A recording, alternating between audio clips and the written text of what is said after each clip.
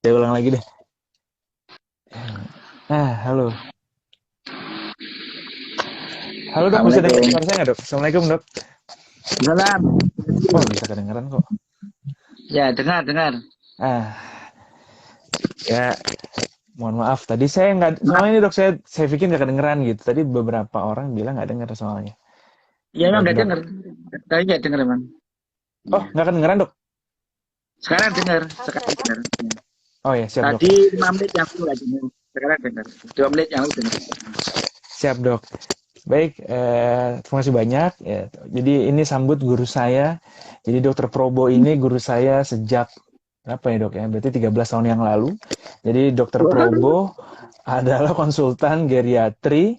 Dari dulu idolanya mahasiswa, nggak ada yang nggak kenal dokter Probo. Tidak hanya ilmunya yang banyak, namun beliau adalah pendidik sejati. Karena tidak hanya tentang knowledge gitu, jadi beliau juga mengajarkan kepada kita tentang akhlak, tentang kemanusiaan dan lain sebagainya. Jadi saya sangat berbangga dan senang hati gitu ya sore ini saya bisa diskusi dengan guru saya yang luar biasa, Dr. Probo, walaupun dokter juga kuliah lagi manajemen, jadi memang beliau ini haus ilmu. Jadi saya tidak sabar untuk diskusi dengan Dr. Probo. Muridnya lebih Baik hebat dok, tapi. enggak dok, saya biasa saja dok. Baik, sore hari ini kita akan membahas tema yang paling ditunggu begitu ya, karena isu tentang puasa, apakah boleh gitu ya bagi penderita DM, bagaimana cara minum obatnya. Banyak yang nanya dok, kalau minum insulin dok, suntik insulin nih, boleh nggak puasa dan lain sebagainya.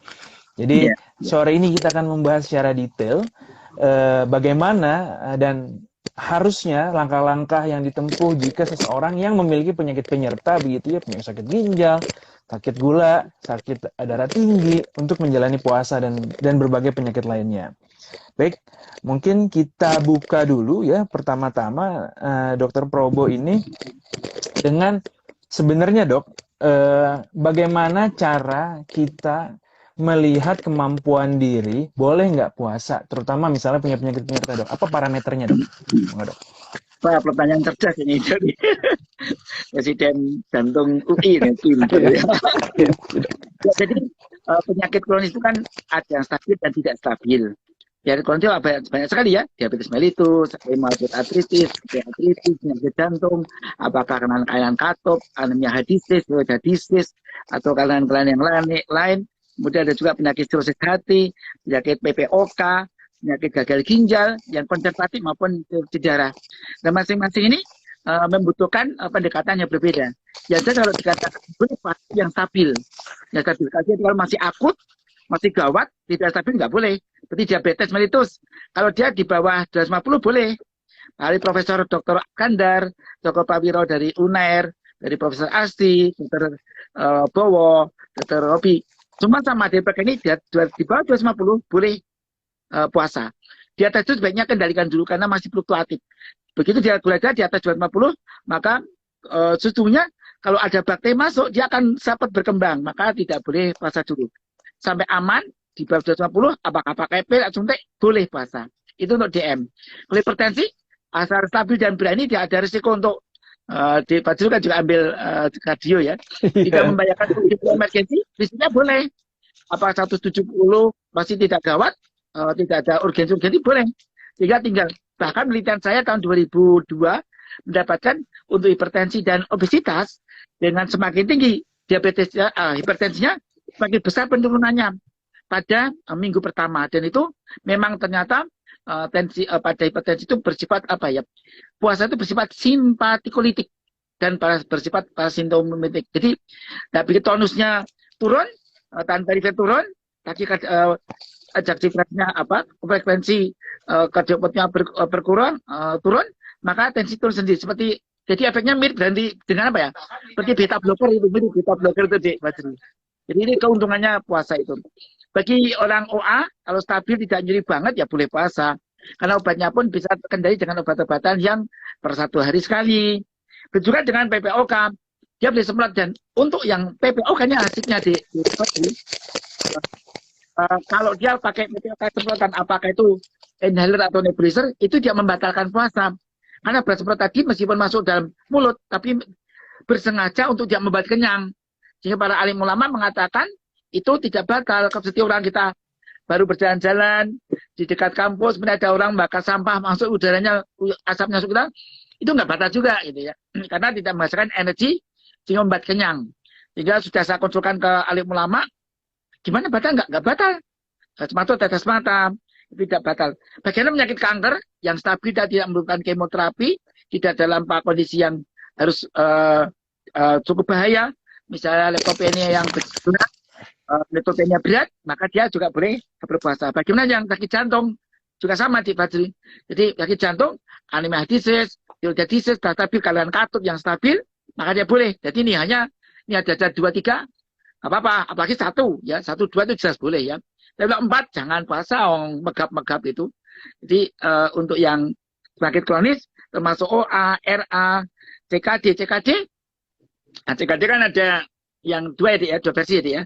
1 konservatif, 1 lagi adalah dengan pengganti apakah hemodialisis atau apakah dengan CAPD, continuing ambulatory peritoneal dialysis. Kalau yang ini sebenarnya para ahli ginjal yang maaf saya penderita ginjal maksud saya yang saya tuh minum aja dibatasi, kencing saya nggak keluar. Jadi saya hanya bisa minum maksimal 2 gelas. Kenapa saya nggak puasa? Akhirnya dia nekat puasa, ya nggak apa-apa juga. Jadi mirip. Yang penting obat-obatan yang mencegah pemberatan ginjalnya itu, misalnya dia harus pakai obat-obatan yang per 12 jam, maka dia bisa belikan, ya sudah, aman. Di prinsipnya, selama itu stabil, maka dia boleh puasa. Dan puasa itu ternyata beberapa riset yang dilakukan oleh teman-teman internet lulusan UI, seperti Dr. Hari Cahyo, meneliti pada fungsi ginjal elderly, yang dibimbing oleh Dr. Budi Harjo dan Prof. Diti Setiati, mendapatkan ternyata fungsinya membaik gitu, Badri. Jadi membaik. Jadi before fasting, kemudian after fasting, ada perbaikan dari fungsi ginjalnya. Demikian juga Dr. Purwaningsih dari Yarsi, Jakarta, mendapatkan juga sperma. Itu ada perbaikan, Dek.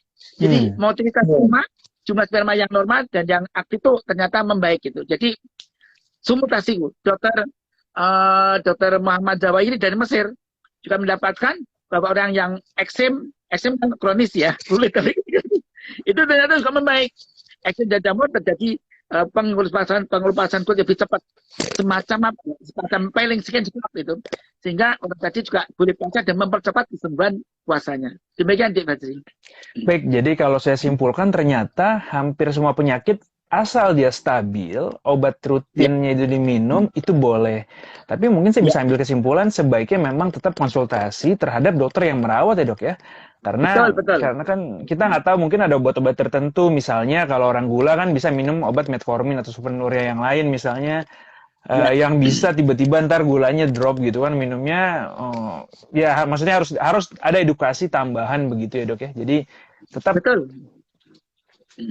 Betul, jadi tetap harus kondisi, ya dok. Nah, silakan dok. Pada kondisi khusus seperti gula, maaf, kalau gula memang khusus ya, yang biasa dimakan misalnya pakai orang metformin nggak bahaya sih, metformin nggak akan menyebabkan drop, justru yang menyebabkan yang bersifat sektor gugup, jadi seperti glibenclamid, glimapirid, glikasid itu yang berpotensi untuk membantu insulin, pankreas dan beta-pankreas untuk menghasilkan insulin, yang menyebabkan drop. Maka dari itu pada mereka yang biasa diminum pagi hari dipindahkan ke saat buka itu jadi. Kemudian yang biasa siang misalnya dosis sama diberikan, atau malam diberikan pada sahur separuh dosis, yaitu separuh dosis. Karena ada fase fasting 13 jam di Indonesia itu. Demikian juga insulin di Badri. Kalau insulin juga sama, maka harus hati-hati kalau makanya pas sahur seperti dosis biasa kapok nanti bisa koma. Maka tadi dia pasti betul konsultasi dengan ahlinya. Kalau ternyata dia itu apakah Novorapid, apa Novomix atau yang lainnya, itu digeser. Yang pagi digeser ke buka, kemudian yang sore digeser pas sahur separuh dosis. Ada 2 metode. Ini Prof. Alexander begitu, Dik. Ya, tapi metodenya Dr. Towo, jumlah 1 hari berapa dibagi 2, terus bisa pada waktu buka, sahurnya lebih dikit, hanya gitu rumusnya. Tapi dicoba dulu, makanya sebaiknya sebelum puasa dulu, hanya dikonsultasi pada ahlinya, sehingga tahu dosis yang tepat berapa. Mantap dok, betul dok. Jadi saya ini sangat menarik karena ternyata puasa ini bermanfaat bagi penyakit tertentu. Orang sakit ginjal, jadi tadi lumayan perbaikan. Penelitian Prof. Siti Setiati. Orang sakit gula, mungkin pengaturan gula darahnya menjadi lebih baik asal caranya tepat. Kemudian orang Ya, darah tinggi, tensinya menjadi lebih teratur. Orang eksim tadi, eksim eczema begitu ya, menjadi lebih bagus penyembuhannya. Tapi tetap betul, tetap semua kalau tadi kita simpulkan harus tetap konsultasi terhadap dokter yang merawat karena nanti ada penyesuaian juga makannya bagaimana, kemudian betul. kerjanya bagaimana begitu ya. Kalau ternyata kerja berat, apakah harus insulinnya disesuaikan bagaimana? Tentunya ini masyarakat umum tidak boleh menentukan sendiri karena berbahaya nanti begitu. Betul. Baik, bagaimana dok pengaruh terhadap geografi? Misalnya nih orang yang tinggal di Jakarta atau di Jogja, sama nggak dok dengan orang yang sekarang lagi di Jepang gitu ya, atau lagi di Belanda begitu ya? Musimnya sekarang lagi spring di sana. Ada nggak pengaruh iklim? Atau di Papua yang di dataran tinggi di Jayawijaya misalnya, ada nggak dok pengaruh iklim terhadap penyelenggaraan Ada puasa ini dok? dia bukan iklim saja, Dik, tapi posisi matahari. Dik. Jadi beberapa teman-teman yang di Berlin, di Amsterdam waktu itu teman-teman saya lapor, putra teman saya pas ambil magisternya di sana, kemudian lapor dok, di sini puasanya 19 jam dok, waduh 19 jam.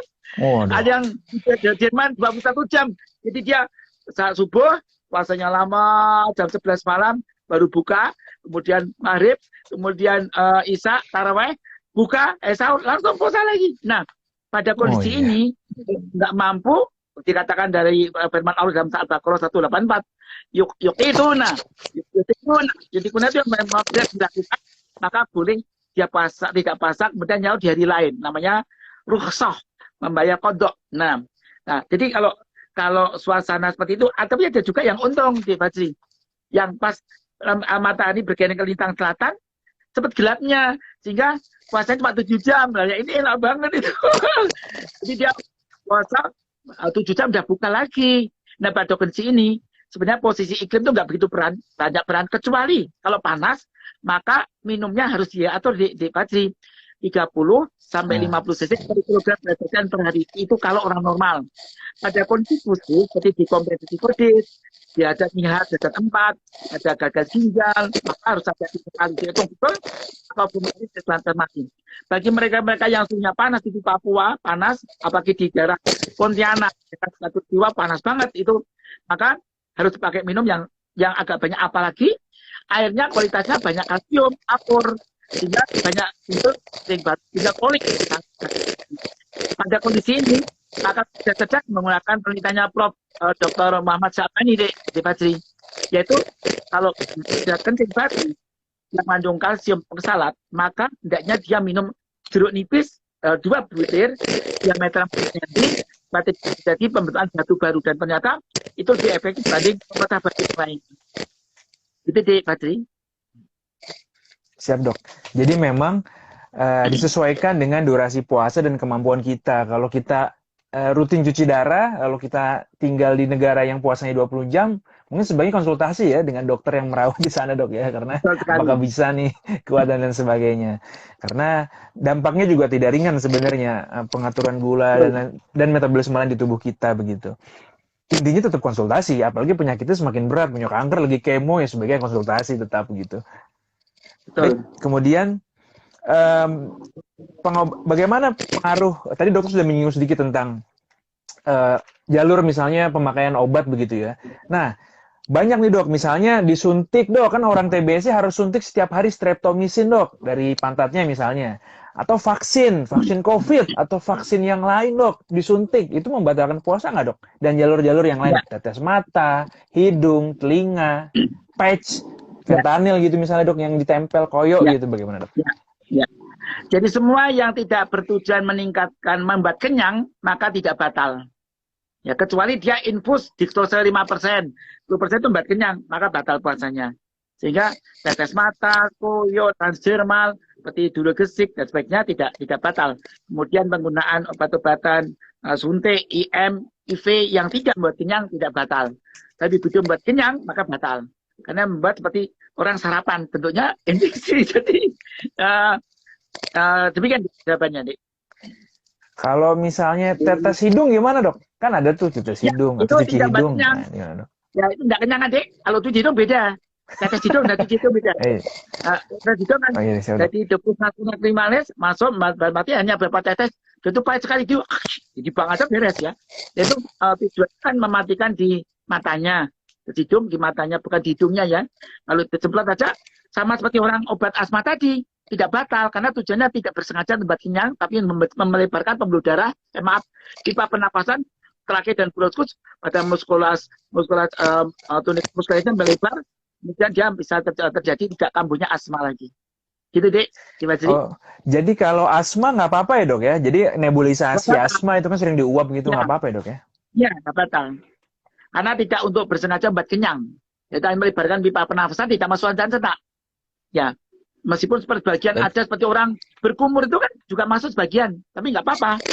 Nah, ya, sama dia bersengaja. Oh, nah, itu kalau itu bersengaja masuk berapa cc. Gitu.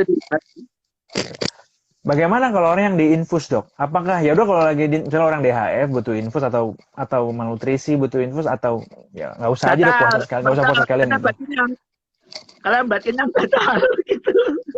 Walaupun cuma Nah, infusnya NaCl gitu, Dok, atau RL saja, air biasa ya, gitu, atau dehidrasi kan misalnya minum. Ya, dehidrasi kan dia minum. Semua kondisi yang membuat seperti pengganti minuman, itu batal. Kondisi akut, semua kondisi akut tidak boleh berpuasa. Tidak elok seseorang, karena firman Allah Ta'ala, barang siapa yang menyelamatkan satu anak manusia, dianggap seperti menyelamatkan manusia seluruhnya. Jadi kondisi seperti ini batal. Itu namanya yutayaquna. Jadi kalau seorang yang kondisinya sangat berat, maka dia berhak untuk mendapatkan dispensasi dari Allah, yaitu yutiquna di dalam apa, kalau maridon kan sakit, safarin bepergian, tapi kalau yutiquna sangat berat untuk melaksanakan risiko, apalagi maridon dengan yutiquna, maka tidak usah berpuasa, dia bertahan rusak untuk mendapatkan untuk puasa di hari lain. Kalau memang tidak mungkin dia akan sembuh, maka dia membayar fidyah saja, tidak akan puasa selama-lamanya karena mencari cancer, tidak mungkin dia sembuh, palliative care, atau nihat derajat 4 yang atupnya rusak, apa ya, vital regulasi yang berat, severe, ejeksi fraksinya tinggal 14 atau 20 atau tinggal 10, nah sudah, kayak nggak mungkin nih, jadi Pak boleh ke pasar pakai fidyah, memberi makan satu hari pada orang lain. Demikian, Pak. siap. Jadi cukup jelas jika memang kondisi tidak memungkinkan, tidak perlu dipaksa. Ya. Baik, Dok. Kalau bagaimana kalau pembelian lewat rektal, berarti nggak apa-apa ya, Dok ya? Kalau lewat misalnya kejang atau apa, ada obat yang diberikan Ya, lewat anus begitu, Dok ya? Nggak ya, apa-apa ya, Dok ya? solid aman, karena niatnya tidak membuat kenyang, tapi kalau irigasi sama tujuannya apa dulu. Jadi kembali di dalam firman Allah itu innamal a'malu binniat wa innamal likulli imri'in ma nawa. Jadi tergantung pada niatnya. Allah berikan apa yang diniatkan. Untuk membuat kenyang, menipu-nipu Allah, tahu Allah Maha Pandai. Gitu. Jadi demikian Siap, Dok. berarti. Berarti inamaul biniyah juga, tergantung niatnya juga memang. Betul sekali. Kalau ngirup minyak kayu putih gimana, Dok? Ada yang nanya. Ngirup minyak kayu Nggak putih, Dok? apa-apa. Minyak kayu putih kan nggak membuat kenyang. Ya, apalagi dia ada Yap. gangguan seperti asma tadi, semprot aja boleh, apalagi cuma bau gitu. Ini minyak kayu putih, kemudian pakai apa yang segar-segar boleh ya. Tapi bukan berkumur-kumur, saya ya tidak anjurkan makruh hukumnya. Ya, bukan haramnya makruh.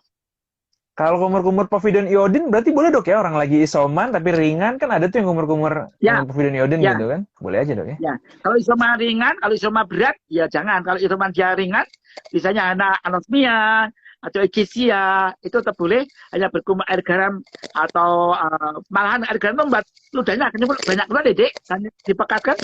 Kata Dokter Hartono, mata itu kalau kita berkumur dengan yang pekat itu maka kayak kita mah keluar, tapi ya apa boleh tidak batal. Siap, Dok. Baik, Dok. Bagaimana dengan tadi kan dokter bilang berbicara mengenai hemodinamik ya, dengan cairan begitu, Dok ya. Bagaimana adjustment dose atau perhatian terhadap seseorang yang menggunakan obat-obat seperti diuretik, Dok, kan sakit jantung, sakit ginjal dan sebagainya. Atau hepar juga ada gitu indikasinya. Ini menarik ya.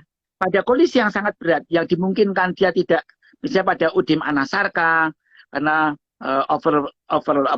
hipervolemia, pada keadaan CHF derajat 4 dengan uji menasaka, maka dia tidak boleh puasa malah. Karena ini termasuk maridot, ditambah yang yutikuna, sangat berat untuk melakukannya. Maka nggak usah puasa.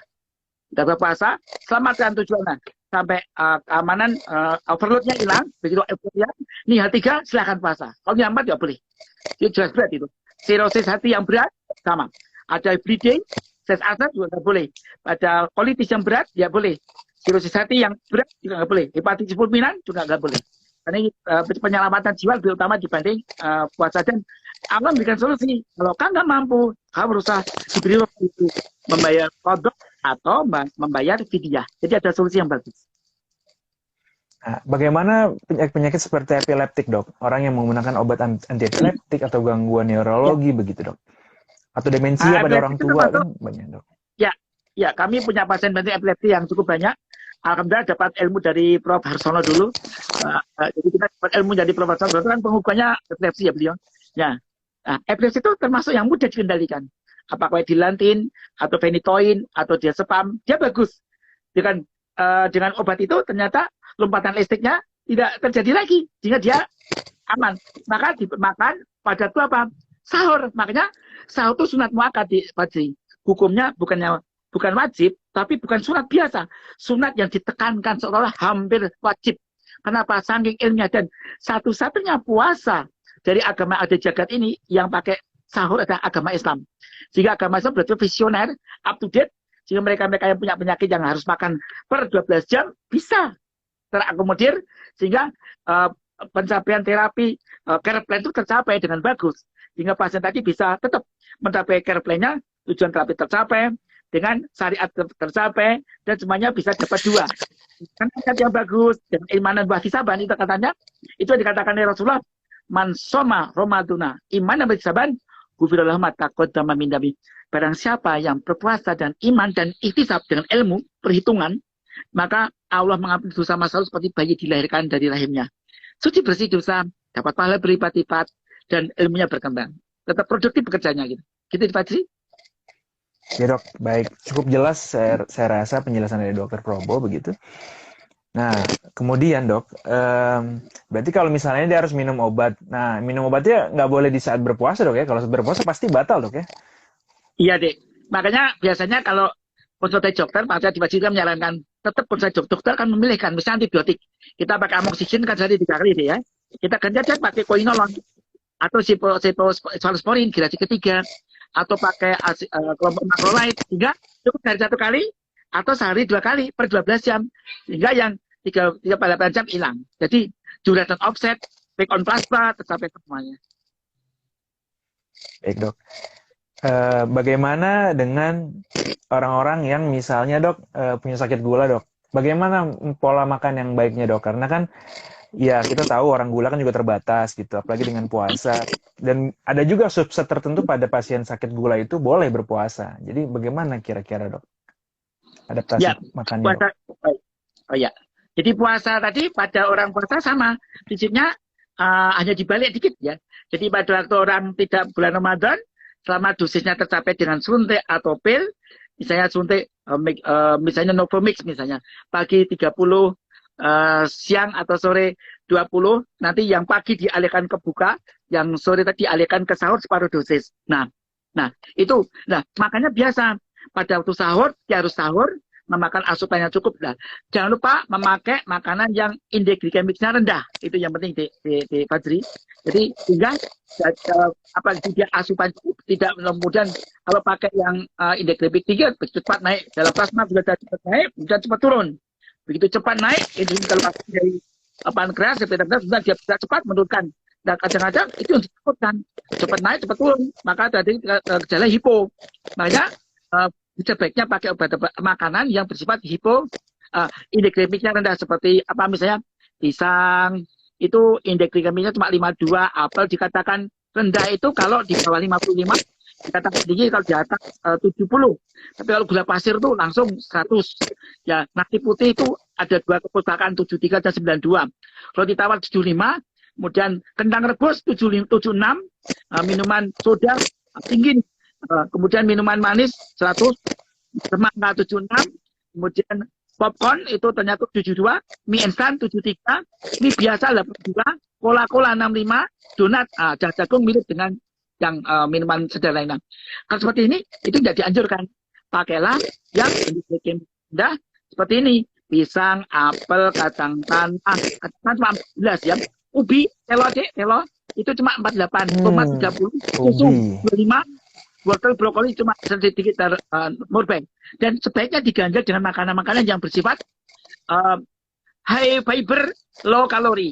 Jadi mereka-mereka yang apalagi yang obes ya, obes karena diet, obes dia di daerahnya pinggangnya dia masih bisa diginiin, lemak.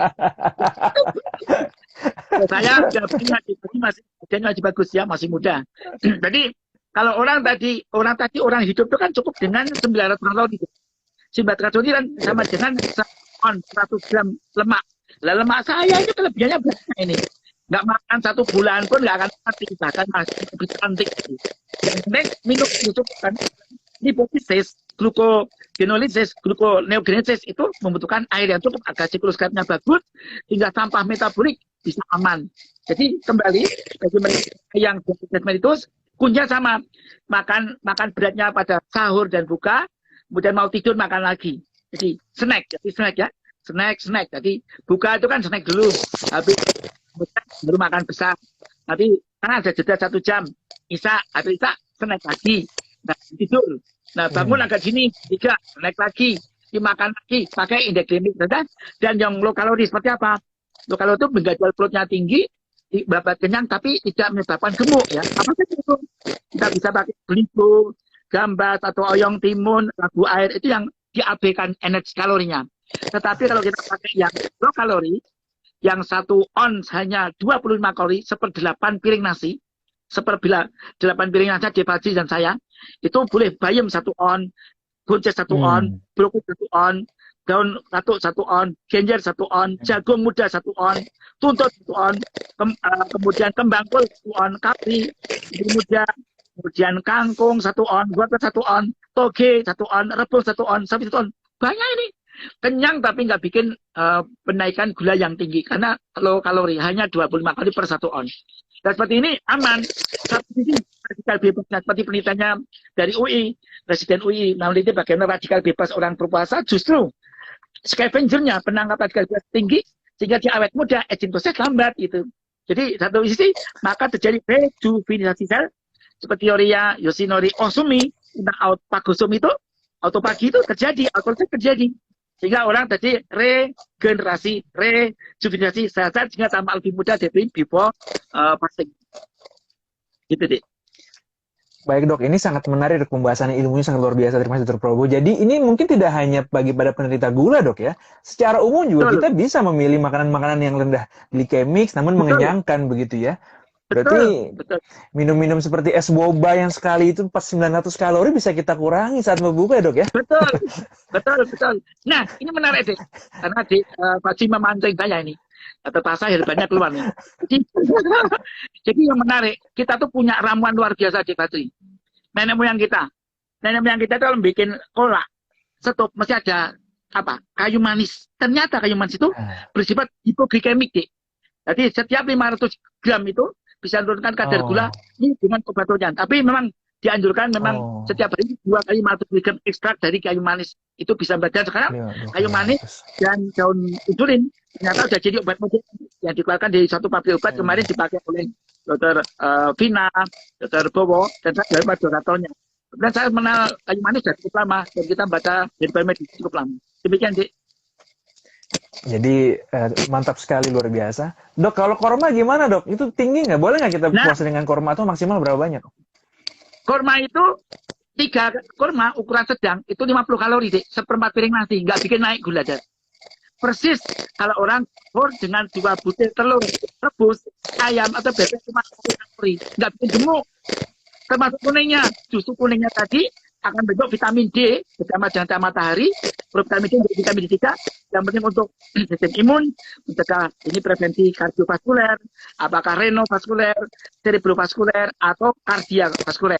Sehingga orang-orang yang pakai telur rebus 2, kita di Wisma Atlet Jakarta, wajib tahu nih, Wisma di Jakarta itu untuk COVID mereka dimakan telur 2 atau 3 jam matahari jam 7 sampai 10 15 menit itu membentuk vitamin D3.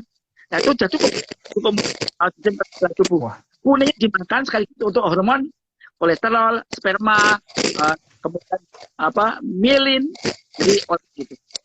Gitu deh. mantap dok, luar biasa sekali dok. Berarti ini jelas sekali dok ya. Jadi mungkin gorengan bisa dikurangin kali dok ya. Kalau gorengan gede nggak dok? Kan biasa kan puasa gorengan ya dok. Nah gorengan juga kita cerdas-cerdas. Ada orang tertentu misalnya lansia yang nggak mau makan banyak nasi nggak mau. Oh udah, terpaksa kita keluarkan ilmu telur ceplok saja. Karena minyak itu 1 sendok minyak. Nah, ini. Ini 25 kalori deh. Ini ya, Dok. Maaf. Ini 50 kalori. Jadi 4 sendok ini sepiring nasi. 4 sendok ini.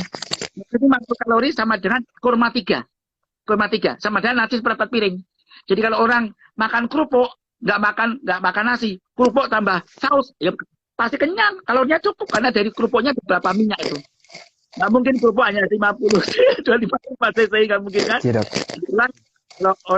Kalau jadi kita cerdas itu, kalau kita pakai lemak itu berguna.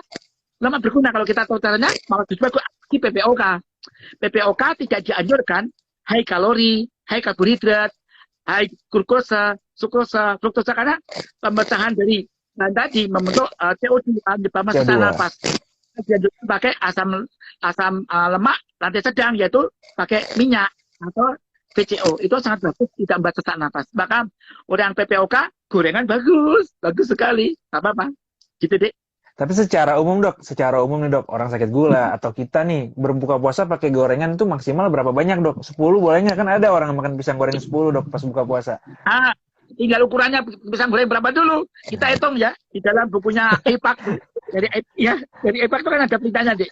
Jadi IPAK itu kan teliti. IPAK itu apa ya? International Physical Activity Questionnaire. Dia neliti tahun 2004 bahwa ada makanan ukuran tertentu berapa kalori. Seperti orang makan bakpia. Bakpia satu ternyata kandungannya lumayan tuh. Bakpia satu tuh dipakai untuk kegiatan aktif sehari-hari untuk laki-laki usia berat badan 70 tahun. Setelah 70 kilo akan habis 1 bakpia ukuran 25 gram itu habis energinya 57 menit. Dik. Jadi tergantung. Lama juga ya dok. Ya. Yang penting itu makanya kita kalau tahu ilmu itu, makanya ada orang seperti Pak Ma'ruf Amin ya, Pak Bapres mengatakan pisang 2 cukup. Pisang apa dulu gitu ya. Kalau pisang raja ataukah pisang Ambon beda. Pisang Ambon itu satu pisang rata-rata 100 gram itu mengandung 74 kalori. Itu habis untuk energi 62 menit hilang 1 jam. Tapi kalau pisang raja dia mengandung 126 kalori.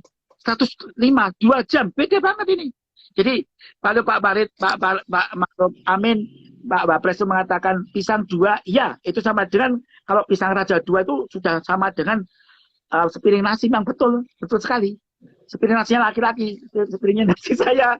Sepiring aja dipacu kalau perempuan kan 178 kalori. Jadi itu betul. Makan telur pisang 2 cuma nggak sama remaja. Dan ini logikanya setelah ilmu gizi benar. Cuma mungkin orang nggak puas saja. Kok cuma makan pisang, kok dipadak gitu, nguk-nguk gitu. Kadang-kadang gitu kan. Kadang banyak video yang guyon-guyon menggurau seperti ini. Tapi sebenarnya secara ilmu gizi, sekali makan dari IPAC itu, pisang Ambon, pisang raja itu kalorinya, kalau yang pisang Ambon itu 74 kalori per 100 gram, kalau pisang raja 150 gram, 126 kalori. Jadi itu memang beda sekali. Tapi bisa dipakai, jadi mau dibuat pisang goreng, tambah kalori lagi deh. Makanya kalau makan banyak tuh dia apa dulu? Habis makan kemudian membur jaga ya. Jaga kemudian saya nanti bagian azan kemudian menggulung tikar nyapu-nyapu. Kegiatan fisiknya banyak. Ya tinggal fisiknya sedang ringan atau berat. Kalau berat dibutuhkan kalau yang berbesar. Maka orang yang kegiatan berat itu memang dibutuhkan kan mereka 8 match gitu ya. 8 match seperti orang koitus tuh. Nah itu kan 8 match. Maka dia seperti lompat tali itu dibutuhkan kalori 1 jamnya 576. Nah, pisang 10 itu bermasalah. Karena dia pisang kepok kecil-kecil itu berapa kalori? Hitung ya. Itu kalau totalnya 1000 kalori. Dipakai untuk kerja 2 jam habis. 1000 kalori. Ya. Kalau orang tenaga muda ya, banyak pekerjaan yang ngepel-ngepel, kerja kasar lah. Kalau tugasnya dokter itu namanya ringan. Nah, ringan dokter nggak boleh makan terlalu banyak. Kalau dia makan banyak, dia bisa. Baik dok, baik, baik, baik. Jelas, cukup jelas dok. Jadi intinya berapa banyak asupan yang kita makan itu tergantung aktivitas kita. Kalau kita di Betul rumah kan? setiap hari scrolling Instagram aja ya kan nonton Netflix aja rebahan mungkin nggak terlalu banyak. Tapi kalau Ya, spesialis betul. ortopedi gitu yang 5 jam dioperasi nggak duduk ya berat sekali angkat-angkat berat mungkin beda kalorinya begitu ya. Betul, betul. Jadi kalau dokter itu pekerjaan biasa main di depan komputer, berdiri diam, sebagai dia macam mantul, itu kan indeks glikemik apa? Itu namanya atas ringan. Di dalam IPEC dikatakan itu sama 1 met. 1 met itu butuhkan cuma 72 kalori saja itu yang dibutuhkan. Jadi nggak banyak itu. Jadi kegiatan 1 jam 72 kalori, bakpia satu selesai sebenarnya. Bakpia satu aja selesai. Jadi kalau dia makan banyak satu, tapi kalau ortopedi tidak besar, tenaga tinggi, ngokur inilah itu agak besar dibanding dokter internis itu. Maka internis kalau makannya banyak pasti oke. Maka dokter bedah enggak. Ya, dokter kardio yang tidak intervensi jangan rendah. Kalau yang intervensi berat ya, ngobrol ya, ya. Jadi tergantung sama-sama ahli jantung, sama-sama internis, supnya apa dulu? Ya supnya apa dulu gitu deh. Nah, berarti Gitu. kesimpulannya kalau kita buka juga jangan berlebihan, kalau sahur juga jangan berlebihan, tapi juga jangan kurang Betul, secukupnya. Itu intinya sih, sesuai dengan kebutuhan. betul sekali, Baik, Dok. betul sekali itu. Ya. Bagaimana tentang ibu hamil, Dok? Ibu hamil dan menyusui. Boleh nggak, Dok, puasa? Nah, hamilnya berapa bulan dulu? Kalau bulan-bulan awal tidak dianjurkan hampir semua ahli obskin sedunia yang muslim melarang karena organogenesis sih. Pembentukan bibir, pembentukan jantung, jangan ada kelainan katup jantung. Setelah lewat 3 bulan, maka bulan ke-4, 5, 6 boleh puasa. Boleh puasa. Dan boleh sampai mau melahirkan anak pun boleh kalau dia kuat. Kalau dia asupannya bagus. Nah, apalagi dia harus melayani suami, udah puasa, suaminya pengen membesuk, bapaknya ingin besuk anaknya. Malam itu masih rajin banget kirim prostaglandin alasannya. Ya kalau gitu boleh. Sebenarnya kalau dia makannya banyak nggak ada masalah. Tapi kalau dia nggak makan banyak, apalagi di HPL-nya misalnya minggu ini HPL-nya, maka sebenarnya nggak pada itu. Tapi kalau dia yakin asupannya cukup, nggak ada masalah. Termasuk melayani suami pun nggak ada masalah. Jadi yang Baik, boleh Dok. pada periode awal organogenesis, trimester pertama yang nggak boleh. Baik, Dok. Nah, bagaimana, jadi intinya kalau trimester awal atau sepertiga kehamilan pertama begitu ya, itu sebaiknya memang jangan berpuasa karena mengganggu pembentukan janin begitu. Itu intinya. Ya, Kalau ke tadi depannya, ya kejadian saya ya beberapa terjadi memberi ASI. ASI itu beda deh. ASI itu oh ya menyedot sih. energi betul. Gitu. Kalau ini harus, kalau memang ini nggak puasa deh. Dan tidak nggak puasa. Jadi kalau dia memberi ASI, terpaksa tidak puasa karena sedot dulu. Sedot airnya, sedot proteinnya itu sedot. Kalau yang ini memang nggak puasa. Memang beda. Kalau hamil dengan ASI sangat beda sekali. Jadi kalau yang ASI memang boleh. Karena Al-Baqarah kalau mengatakan suci anak sampai 2 tahun. Jadi kalau wanita hamil itu masih produktif seperti istri saya dulu. Hamil punya anak saya pertama yang Seno yang dosen di KG itu hamil betul lahir tek nyusul bayu kemudian bayu lahir nyusul pipit dia kelasnya di Fajri ya atau di Fajri Iya, kakak kelasnya junior ya saya. pipit itu yang dia tahu oh dokter Fajri itu kakak kelas saya ya nah itu terpaksa kalau yang ini karena suruh menyusul nggak sempat lagi ya terpaksa berarti dia dulu gitu deh terpaksa meskipun pakainya ada Siap. 2 versi ya gitu. Siap, Dok. Terima kasih banyak, Dok. Cukup jelas. Jadi, kalau menyusui sebaiknya jangan, karena butuh nutrisi untuk membentukkan ASI dan lain sebagainya. Ya. Baik, Dok. Nah, ini pertanyaan sejuta umat, Dok. Kalau orang sakit mah gimana, Dok? Boleh nggak puasa, Dok? Ya, Banyak itu yang sakit diteliti mah, juga Dok. ya. Dokter Neneng, Dokter Putut dan Dokter Maduseno menyampaikan mah itu kan ada 2, Dik.